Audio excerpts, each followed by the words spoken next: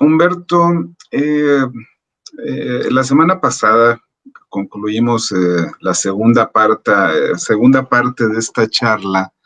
Eh, eh, en un momento, digamos que clave para tu escritura. Después de que hicimos una recapitulación de cómo habías iniciado con El sótano blanco y, Ajá, y cómo habías seguido el camino de la escritura por este camino que de alguna manera no trazó directamente en ti y Rob Grillet, pero que bueno, un poco marcó ese derrotero en ti. Eh, definitivamente. Llegaste a puntos muy, incluso hasta radicales, por así decirlo, de tu escritura, ¿no? Sí, sí, Publicaste sí, después manuscrito anónimo llamado Consigna Idiota y cierto, la historia fingida de la disección de un cuerpo, ¿no? exacto, son estos dos libros que tengo aquí. Exactamente. Y que, que ah, y la conclusión a la que llegaste en la charla y que también nos comentaste que hubo personas que incluso te comentaron lo mismo, fue, bueno, pues y ahora, ¿qué sigue, no? ¿Hacia dónde voy? Ya escribí Historia Fingida, en donde pues prácticamente elimino toda anécdota, todo diálogo, todo personaje para llegar al lenguaje tal cual y tratar de que fuera el mismo lenguaje el que ya eh, se, eh, se, se, manifestara por sí mismo en mi novela, ¿no? Cierto, sí, Eh, eh, entonces, ¿qué sigue ahora, no? ¿Qué sigue ahora? Y ahí, bueno, pues tú mismo decías, tengo dos opciones, o me callo, como lo hicieron ya otros grandes escritores, que llegó un momento en que ya dijeron, ya no tengo más que decir, porque hasta aquí llegué, esta fue mi expresión, ¿no? O sigo escribiendo, pero modifico de alguna manera mi camino, ¿no? Entonces, eh, te encontrabas en esa disyuntiva y hacia dónde te fuiste. cierto. Bueno, pues lo has dicho muy bien. Tengo un poco de tos, de problemas que ahorita tengo de salud. Estoy confinado, estoy en mi casa. La vez pasada, en los programas anteriores, en los dos programas anteriores, hicimos la grabación desde la instalación de la Escuela de Escritores de la SOGEM. Ahora estoy en mi casa, ¿no?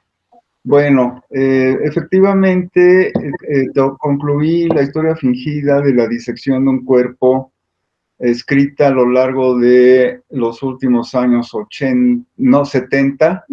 La década de los 70 fue la gran década experimental y en relación al texto en mi obra personal.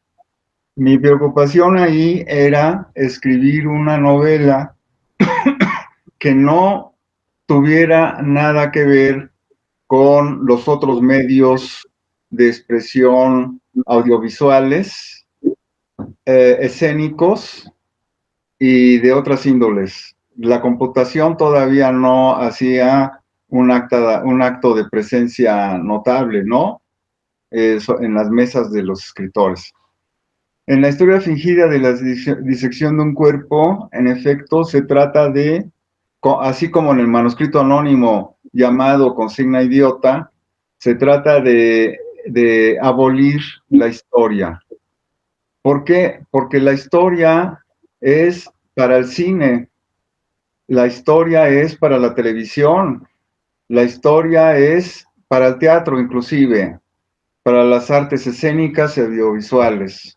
La literatura es solo texto, nada más es texto, son palabras. Eso es lo que a mí me preocupaba, que mi novela no dependiera ni del cine, ni de la televisión, ni del teatro. Creo que lo logré.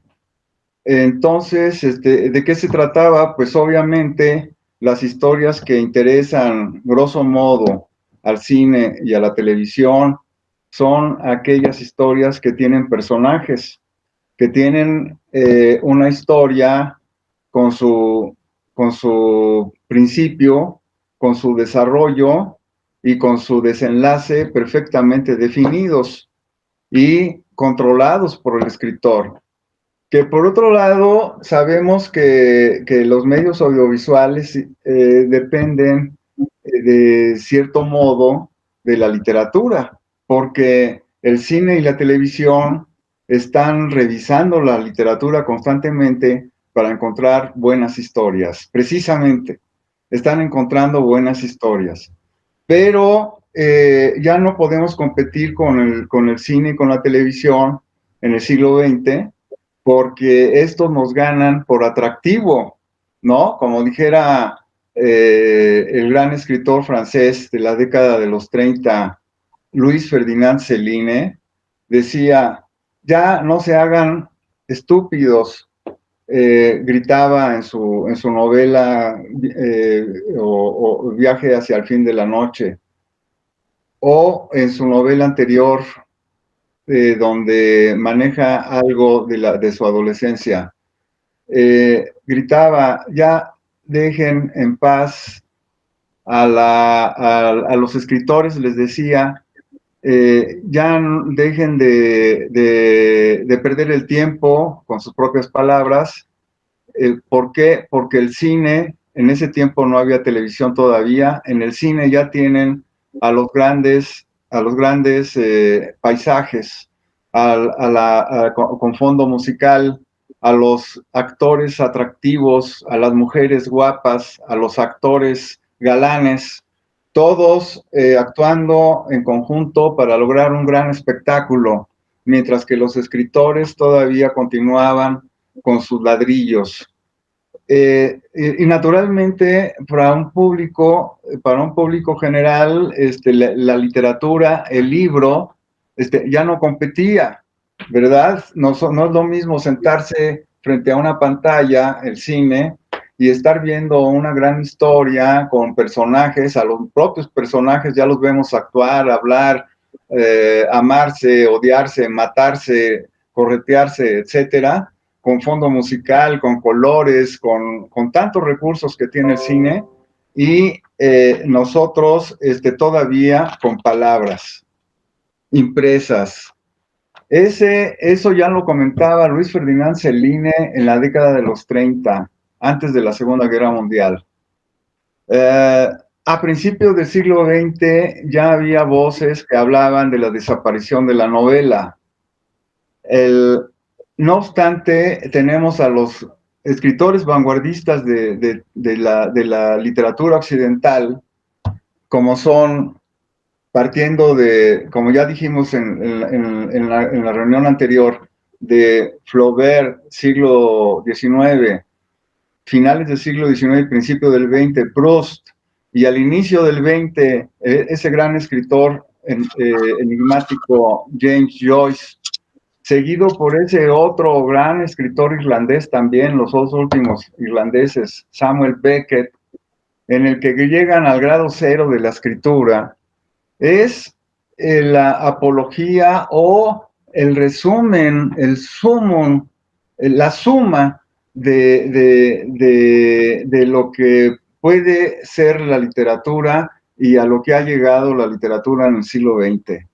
Eso es lo que me preocupaba a mí, y claro, yo seguramente con recursos más modestos que estos grandes personajes que yo he citado en este momento, trataba de encontrar la manera de lograr una literatura que fuera nada más literatura.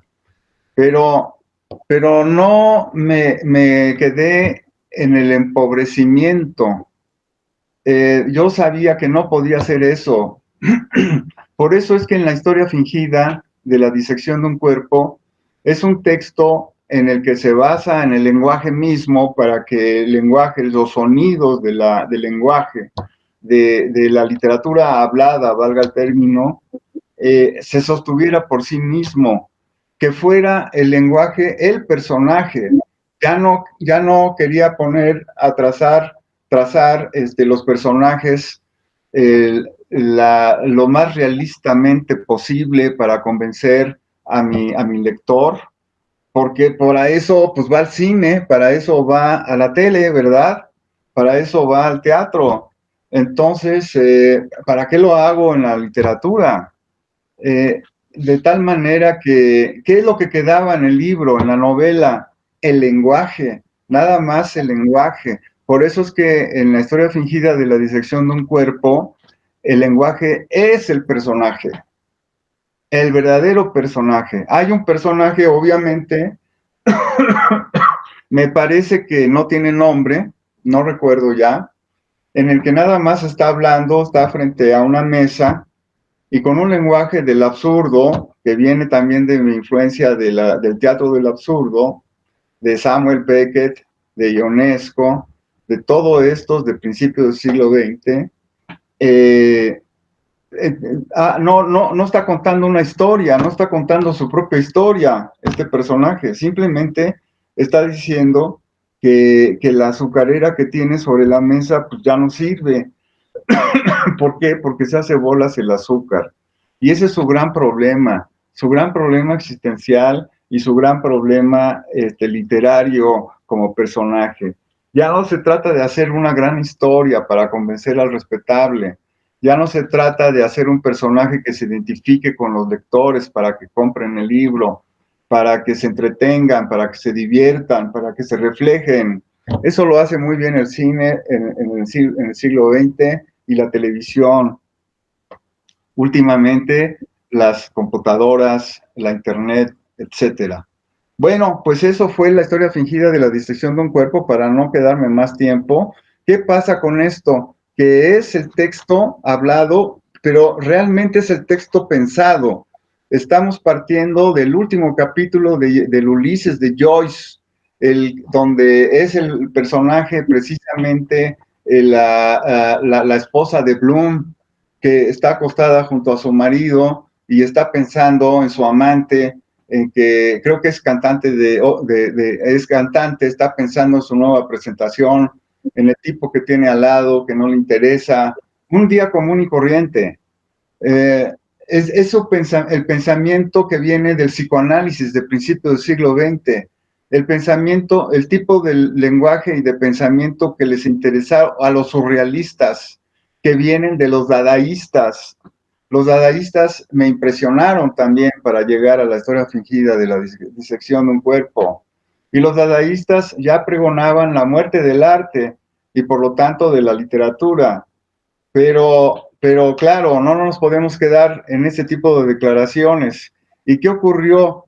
Que dejo a este personaje hablando, pensando en realidad, con esa asociación de ideas, sin hacer un discurso coherente, lógico, que lleve a contar una historia para entretener al lector, sino es un personaje que está dejado tal cual, vivo, pensando, y de pronto el texto se convierte en dibujo, en el dibujo de la historieta cómica de la primera mitad del siglo XX, precisamente.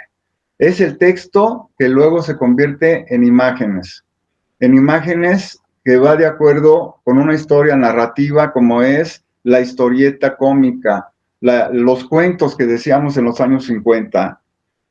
Tengo esto y finalmente el lenguaje que se desintegra ya no en una cosa narrativa, sino en una asociación de ideas precisamente de frases unidas a otras por una coherencia que el propio lenguaje va dando y que ya no busca ningún significado, ninguna historia, ningún personaje. Eso fue la historia fingida de la disección de un cuerpo. Por eso es que me preguntaron, lo comento en la programa anterior, en la entrevista anterior, bueno, y después de la historia fingida, ¿qué sigue, no? Pues sí, después de la historia fingida, pues ya no sigue nada, pero yo tenía en ese momento 30 años, por supuesto que seguía, ¿no? ¿Sabes qué ocurre entonces? Que me di cuenta de que no podía yo hacer una segunda parte o un segundo libro de historia fingida porque se hubiera convertido en un estilo. y ese estilo se hubiera traicionado a sí mismo y hubiera dejado de tener significado la historia fingida de la disección de un cuerpo. Lo que yo siempre pensé de la nueva novela francesa no es que esos novelistas no quisieran, no querían escribir como en el siglo XIX, como Balzac, pero sí querían seguir haciendo novelas. Y bueno, ya sabemos que una novela en términos conceptuales, tradicionales, históricos, es una historia, ¿no? Una novela es una historia.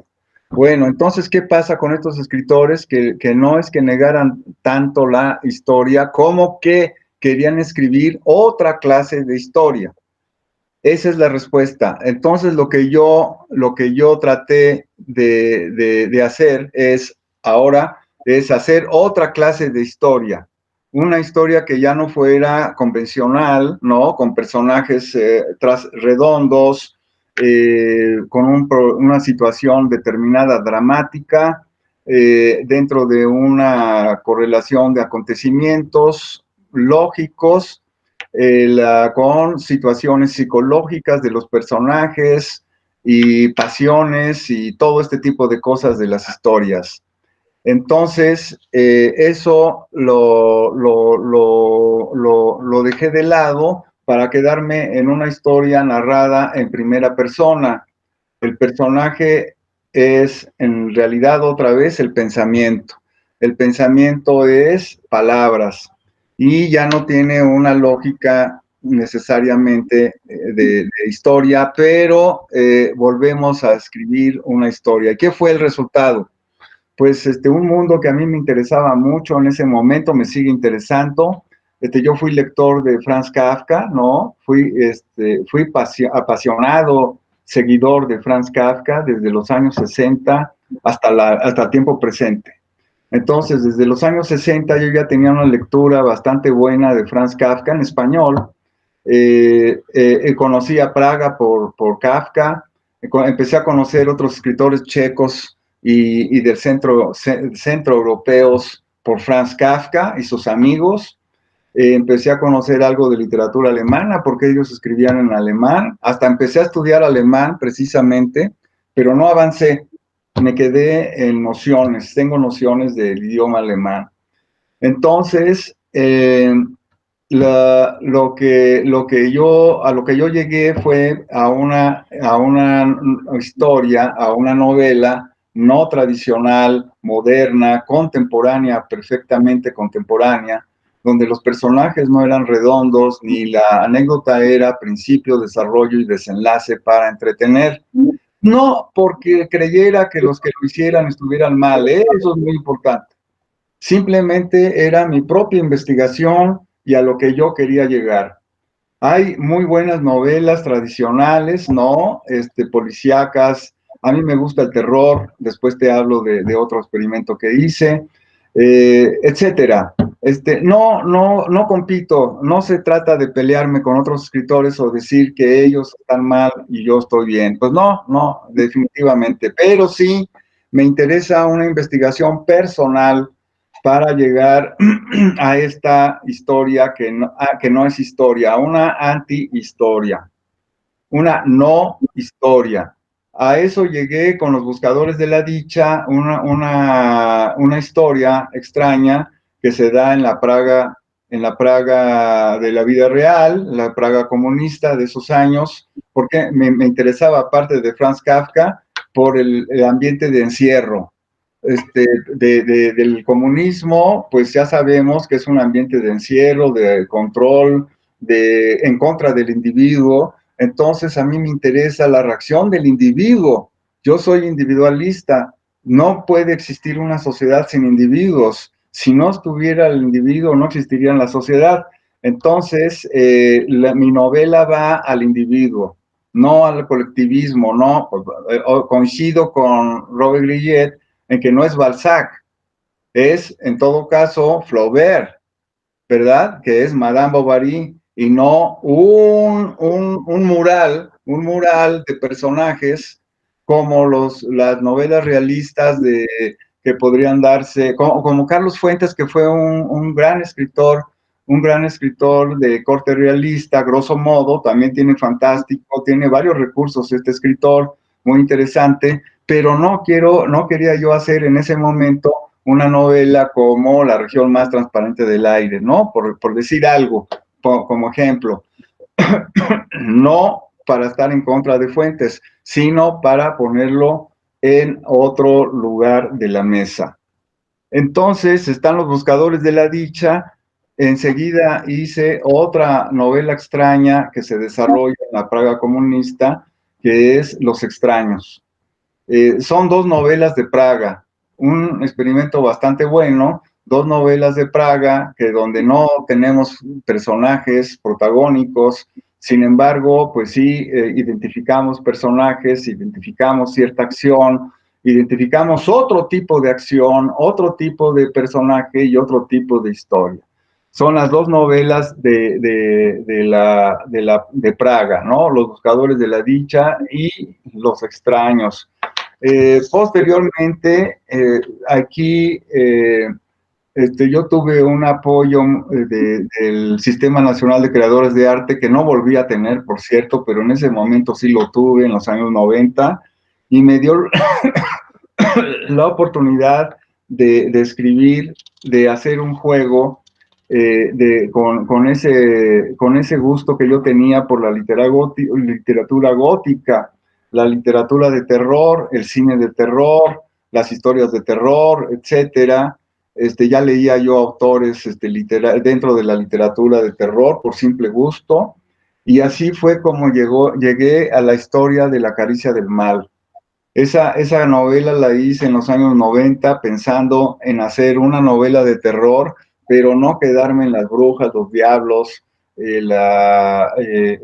este tipo de anécdotas, sino tratar de encontrar el terror desde adentro del terror mismo, a crear un ambiente de terror. Y pues está La caricia del mal, claro que siempre obedeciendo ahí sí el género. Entonces, como ves, ahí en La caricia del mal, yo me sostuve mucho en el género, que es contar una historia de terror, ahí sí. De todas maneras, no tengo grandes personajes, son dos personajes nada más, dos amantes, y los pongo a que se enfrenten, a que luchen entre ellos. Es la lucha de los amantes, la lucha de las partes, y así es como logro la dramaticidad necesaria para la historia de La caricia del mal. Posteriormente, La caricia del mal, que era de corte fantástico, que siempre me ha gustado, además, siempre, por eso es que me gusta el terror. Me imaginé una nueva novela, una nueva historia, El reflejo de lo invisible. Esta sigue siendo fantástica, terrorífica, ya no terror únicamente, sino una novela completamente fantástica, en la que otra vez el personaje es un individuo que está pensando, que está actuando, como si escribiera un diario, ¿sabes? Como quién, como este personaje de la novela La náusea de Jean-Paul Sartre de los años 40, 50, 40 más bien. Es Roquentin, si no me recuerdo mal el nombre de este personaje. Y eso por un lado, en La náusea, esta manera de narrar, esta manera de presentar al personaje. Y otro escritor francés fundamental para mí, que es Albert Camus, con El extranjero. Ahí El extranjero tiene un nombre extraño que no lo puedo retener. También es otro personaje individualista, es el individualismo, es diferentes tipos de existencialismo francés y con diferentes tendencias. Sartre dejó por la paz La náusea, escribió otras novelas, otros libros, le dio por la política, y me interesa más Albert Camus en El extranjero, todas sus novelas, sus obras de teatro, sus ensayos, sobre todo su ensayo de El mito de Sísifo. Entonces, con esos ejemplos como para apoyo, para aprovechar para mis propias novelas, es que escribí El reflejo de lo invisible, pero dentro de un tono fantástico, en la Ciudad de México, de noche, con apariciones, desapariciones, en un barrio popular de México. Era un corrector del periódico Excelsior, por cierto. Ahí yo te pregunté varias cosas porque tú trabajaste en el periódico Excelsior como corrector, etcétera. Este es el reflejo de lo invisible, ¿no? Entonces, como ves, estoy luchando, pero no me vi pobre, ¿eh? Lo que pasa es que sí hay muchas maneras de acometer la literatura. La historia fingida de la decisión de un cuerpo y el manuscrito anónimo llamado Consigna Idiota fueron lo más excelso de la experimentación del texto, pero después había que llegar a otra clase de literatura y ahí está el reflejo de lo invisible, las novelas de Praga, La caricia del mal, están los cuentos que forman parte de Historias de amantes y otros fantasmas, ¿no? Que es un libro nutrido, bastante nutrido de cuentos, pero no cuentos redondos, otra vez, para no hacer la forma tradicional del cuento y de la novela, siempre tratando de salirme de esa forma. Y creo que lo he logrado con creces, ¿no? Historias de amantes y otros fantasmas, tengo diferentes tipos de cuentos ahí, tengo terror, tengo tipo social, tipo individual, por supuesto, individualistas. Y después, en este ínterin, yo escribiría un libro que se llama Aprendiz de Novelista, que no es un método de ninguna manera, no es un manual para que los nuevos escritores lo aprovechen para publicar, para escribir sus historias. Son reflexiones propias que yo hago sobre la novela contemporánea y sobre mi tipo de novela que a mí me interesa para el siglo XX. Esa es El aprendiz de novelista, apuntes sobre la escritura de novela o el oficio de escribir novela. Posteriormente a todo esto me vino una historia, ahí sí, una historia que me interesó desde 40 años atrás. Esta novela fue ni más ni menos que La Congregación de los Muertos o El Enigma de Merenciano Guzmán. Ahí me gustaría comentarte algo. Yo recuerdo que hace ya, pues bueno, hace ya bastante tiempo, en la revista Casa del Tiempo, tú publicaste un artículo, bueno, ahí publicabas en ocasiones, de hecho, un poco en algún momento formaste parte de esa estructura cultural de la Universidad Autónoma Metropolitana, ¿no? En los Claro, años... yo dirigí esa revista por unos cuantos meses, Sí, en la época de Carlos Montemayor. así es. Pero en esa revista, en esa época, tú publicaste un artículo sobre el movimiento sinarquista. Y eso a mí me llamó la atención porque yo pues, veía tu temática muy, muy contrastante con eso, ¿verdad? Pero muchos años después, y ahora que hablas de esta novela, cuando efectivamente conocí este texto de la Congregación de los Muertos, pues hice una especie de relación ahí, ¿no? Entre pues, ese ambiente del sinarquismo en el Bajío, ¿no? Ándale. Y esta historia de Emerenciano Guzmán en Acámbaro, ¿verdad? No, en Salvatierra. En Salvatierra, en el Bajío, pues, ¿no? En Guanajuato. Salvatierra, Guanajuato. ¿Sí? Entonces, en fin, ahí simplemente quiero poner ahí ese detalle porque entonces me explica un poco el hecho de que tú hubieras escrito ese artículo sobre la historia del sinarquismo ahí en Guanajuato, ¿no? Cierto. Ese libro era de Jan Meyer, ¿no? Y yo lo reseñé, me dio mucho gusto. También se extrañó Carlos Montemayor primero se extrañó de que yo tocara ese tema y luego que me diera tanto gusto hacerlo. Y después seguí a este autor, a Jan Meyer, sobre todo con su serie de libros que se llaman Los Cristeros. es el mismo tema, el mismo asunto, es Guanajuato. Entonces, obviamente, yo tengo tenía esta historia de Merenciano Guzmán, mi abuelo paterno. Mi padre es de Salvatierra, él nació en Salvatierra. Su padre nació en Guanajuato también, pero en Moroleón, ¿no? Son ciudades cercanas, un poco lejanas del centro de Guanajuato y más cercanas a Morelia, pero de todas maneras es el Bajío, ¿no? Me interesa mucho el estilo del Bajío, Jalisco, San Luis Potosí, Guanajuato, parte de Morelia, parte de Michoacán, el centro de México, ¿no? Y con toda esa idiosincrasia de la nacionalidad mexicana, ¿no? Como es el origen español, el catolicismo, y lo digo como característica, no como posición de ningún tipo. Bueno, entonces, mi abuelo siempre me impresionó mucho, sobre todo porque desde que supe que lo habían matado, ¿no? Que lo habían asesinado en Morelia, en Salvatierra, en 1917, y yo quería saber por qué. Yo le pregunté a mi padre, no sabía mucho porque pues él era un niño pequeño cuando pasó eso. Y mi abuela, cuando mataron a mi abuelo, ella pues era una señora muy sencilla de Urideo, Guanajuato. Quedaron en la pobreza, con una bola de peripecias. Desde entonces emigraron a Morelia, yo creo que huyendo de la violencia de Guanajuato. Qué curioso, ¿verdad? Ahorita hay tanta violencia en Guanajuato.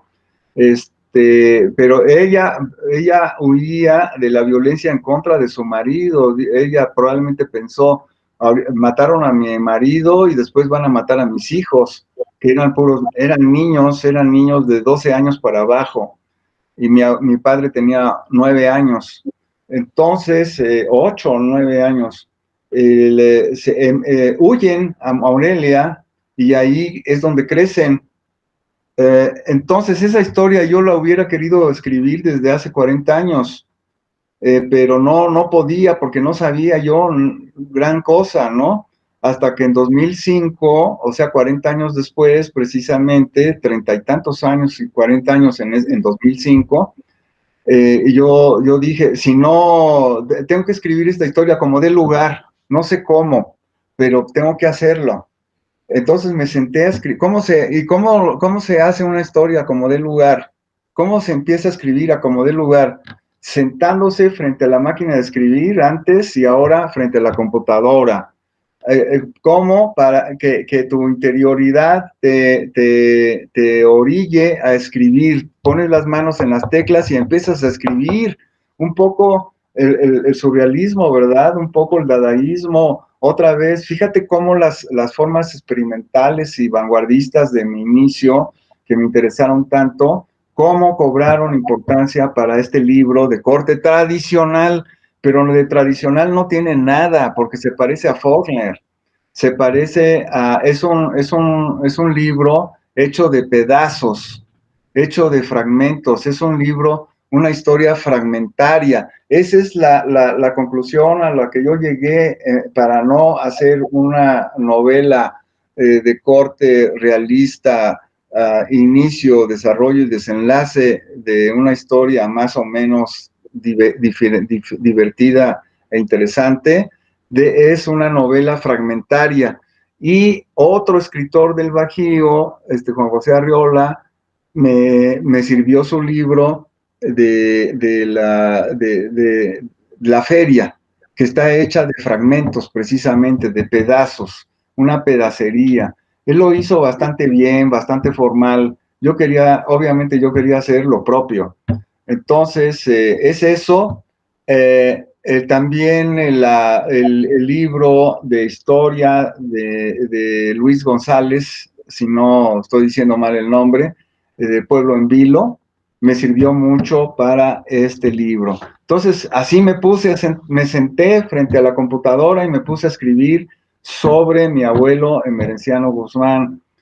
¿Qué pasó? Que cuando estaba yo empezando con las primeras páginas dije, pero es que me falta información.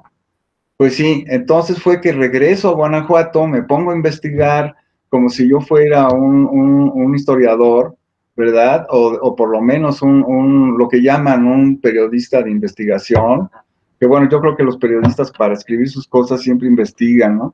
Pero bueno, me puse a escribir sobre estas historias de acuerdo con lo que yo iba investigando en Salvatierra, en Moroleón, en la ciudad de Guanajuato, en Morelia casi no estuve, pero en los otros dos pueblos sí. Estuve en archivos, conocí gente, como no tienes idea. Fue sensacional, ¿no? Fue sensacional simplemente. Y entonces empecé a recordar otros fragmentos que venían de mi madre en este sentido o en otro, pero que iban de acuerdo a eso. Venían de mis hermanos mayores, yo era más chico que ellos, mis hermanos mayores. Mi hermano mayor ya murió, por ejemplo, es el torero, el que sale de torero ahí en la historia. Entonces es todo lo que pasó en el Bajío, y luego emigran a Morelia, y luego emigran a la Ciudad de México. Ahí es donde entra mi hermano mayor, que fue torerillo, pero es el descendiente de Merenciano Guzmán, es el descendiente de toda esa fantasmagoría del Bajío, de todos esos pedazos de historia del Bajío que conforman todo un libro que es la Congregación de los Muertos. Por eso se llama la Congregación de los Muertos. Todos están muertos, menos el narrador, que soy yo. Entonces, ahí sí superé a Pedro Páramo, porque todos están muertos ahí, y finalmente el narrador también está muerto. No, aquí no, ¿qué forma es a la que llegué? La forma a la que llegué fue la fragmentación de la historia, como una historia cubista, y por otro lado, a la manera de contar. Yo me pregunté en ese momento, ¿cómo voy a hacer la novela ahora? No me voy a poner a hacer una novela realista con un personaje que empieza joven, crece, matan a su padre y luego se quiere vengar, y todas las cosas que pasan en el Bajío, asesinatos, balazos, caballos, etcétera. Entonces, así como yo iba investigando, así se iba haciendo la novela. Es decir, el propio trabajo mecánico me llevó a la solución del libro. El libro se iba conformando de todo lo que yo iba investigando, y seguían siendo fragmentos, pedazos de historia. Y toda esa pedacería al final era un mosaico que formaba el gran mundo del Bajío, el gran mundo del centro de México, el gran mundo que para mí es central en la historia de México nacionalmente, que es el Bajío, definitivamente. No es el norte, no es el sur, no es el indio o no es el español, es todo junto, es todo junto. Entonces esa es la Congregación de los Muertos, o el enigma de Merenciano Guzmán, que fue apasionante. Eso fue otro descubrimiento formal. Después, pues creo que ya, fíjate, porque el aprendiz, la Congregación de los Muertos es la última novela que he escrito, propiamente dicha. Oye, Humberto, pues una de las cosas que me gustaría decir es que es hacer notar el acento que tú pones en la forma que tienen los textos que tú escribes. Para ti eso es fundamental. Es decir, más allá de una temática, más allá de un cierto tipo de personajes o de una época, ¿no? La forma es fundamental.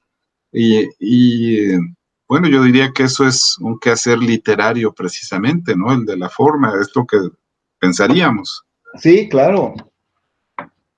Sí, esto me recuerda, y para no irnos más lejos, a este personaje que hemos estado citando en estas 3 entrevistas, Robert Grillet, porque él estaba pensando también, él y sus amigos o colegas de franceses, estaban pensando en, en la forma de la novela. ¿Cuál era la forma de la novela que debía tener las novelas que ellos querían escribir en los años 30, 40 y sobre todo 40, 50? Y también en los años 60, ¿no? En los años 60 fue el clímax del nuevo román francés. Entonces ellos son formalistas y de lo que yo he estado hablando, como bien apuntaste, pues sí, tiene que ver con la forma. Es la lucha por lograr la forma, una forma contemporánea, una forma del siglo XX que ahora sería del siglo XXI. Jamás he pensado que ya llegué a una meta y que a partir de esa meta ya tengo mi beta y me sigo para explotarla. Eso lo traté de negar desde el sótano blanco, desde 1967, 68 y 69, hasta la Congregación de los Muertos en 2005, 2006, 2007 y 2008. Entonces, la forma es la que se hace a sí misma, es como una técnica como de aventura, como la vida misma. Nada está trazado, nada está fijo, no sabemos qué va a pasar mañana, sobre todo en un momento como el que estamos viviendo ahorita. Es un momento intrigante y corresponde al tipo de novela, al tipo de forma que yo he encontrado para mí. Y que, por supuesto, yo lo recomendaría para otros escritores, pero jamás pensaría que sería lo que así tiene que ser, ¿no? Cada escritor es diferente. Hay tantos tipos de novela. Cuando alguien me pregunta cómo es una novela, yo le digo, una novela es como tantos escritores, como su autor es. Esto es, hay tantos tipos de novela como escritores hay, de tal manera que no se puede enseñar la novela.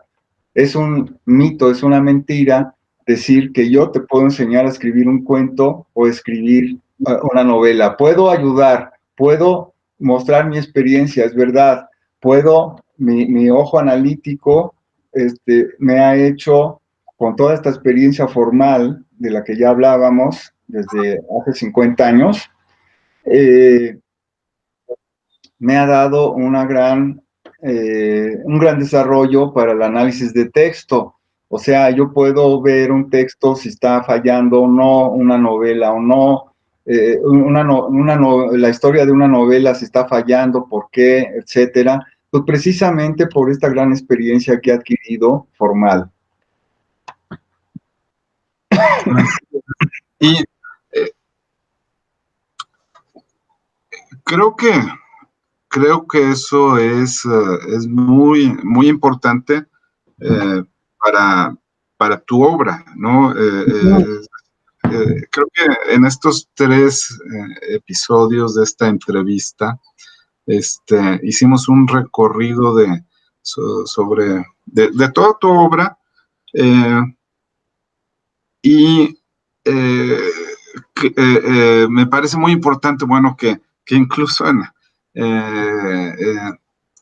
que lo que me parece más importante es que no dejaste de hablar de eso, de la construcción, de la construcción de un texto.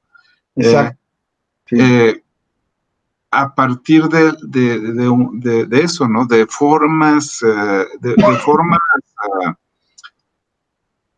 de formas que ya significan algo, ¿no? Hace poco estaba siendo testigo de la historia bueno, no siendo testigo, estaba enterándome un poco de la historia de la Bauhaus, esta escuela ¿no? Que fue una transformación radical, ¿no? Sí, sí, por supuesto, en los años 30, alemán. Sí, exactamente, entonces, pues justamente, ¿no? Era transformar con formas, ¿no? Y las formas eran las que lo decían todo, ¿no? Claro. Entonces, creo que por más que tengamos temas fabulosos, impresionantes, necesarios desde el punto de vista social, Claro. Esos temas nunca van a superar la capacidad expresiva de las formas, ¿no? Sí. Eso nunca va a ser posible. Los temas nunca superarán la capacidad expresiva de las formas. Yo te diría a esto que estás diciendo acertadamente, yo añadiría, el problema no es tanto encontrar de qué hablar, de qué escribir. El problema es cómo lo vas a escribir. La novela no es tanto una historia, en resumen, la novela no es tanto una historia como la forma en que se escribió esta historia. Y esa forma la tiene que encontrar cada escritor.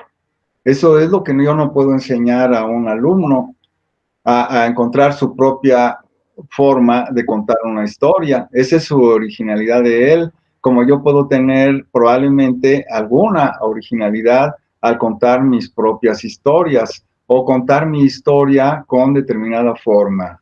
Entonces, eso es lo que podríamos resumir. La novela no es tanto su historia como la forma como se contó esa historia. Humberto, pues creo que con esto podríamos dar un muy buen cierre a este ciclo, esta serie de entrevistas. Me parece que el librero se nutrió muchísimo con tu presencia y con Muchas gracias. pues con este recorrido que hicimos a lo largo de tu trabajo como escritor, y también yo diría que fue un recorrido por la historia de la literatura de México y del mundo del siglo XX hacia acá, ¿no? Entonces me parece que eso será enriquecedor para quienes escuchen este programa. Ojalá, así lo espero. Muy bien. Pues gracias, Humberto, y pues nos vemos en la siguiente, porque seguramente te querremos tener nuevamente invitado aquí. No, pues vamos a, ya E1 ya publicó El Sótano Blanco, vamos a ver si sacamos en E1 otra de mis novelas, de las últimas que son menos conocidas todavía. Soy un escritor secreto, o casi, entonces siempre habrá descubrimientos para quien se interese en una obra como la mía, que es una obra formal, como ya dijimos, ¿no? Es la forma de la novela. Muchas gracias, Juan José.